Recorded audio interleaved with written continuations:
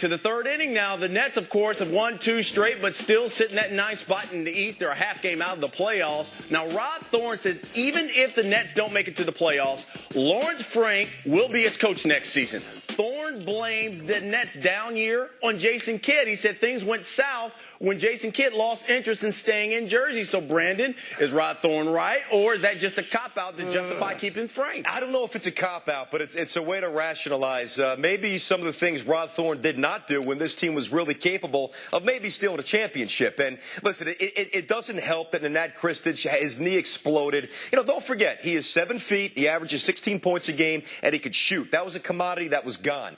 But the root of this evil and the root of the demise, if you will, is all about Jason Kidd. But Rod Thorne also gave 4 years to Vince Carter. He's not the athlete he was. They've never had a center that's tough. Forget about Jason Collins. Their bench has been completely dormant for years. So there's a lot of blame to throw around, but I think Rod Thorne has to take some of it. I think mediocrity is unbelievable that they're accepting it as the norm. Oh, it's great. We're going to get the 8th spot. They're a half game out, and they can't catch Atlanta. They both won last night. I think the key for the Nets is, Brandon, that Bibby went down and hurt his hand. Now, if he can't play for the Atlanta Hawks in the last 5 games, I say the Nets have the edge for the last playoff spot, but I've never seen so much excitement about teams that are 10 games under 500, that are anemic, that don't play defense, don't draw fans, and no one cares about them. We always talk about NBA teams and NHL teams going for the last playoff spot. They're usually the first to go, except for the Warriors last year. 8th-seeded teams are bunk. Well, you know what? You go and say that to a Knicks fan and ask them if they'd flip spots. They would. And the last time I checked, Rod Thorne's the guy who fired Byron Scott because the perception was that Eddie Jordan and, of course, Lawrence Frank were the real X and O guys.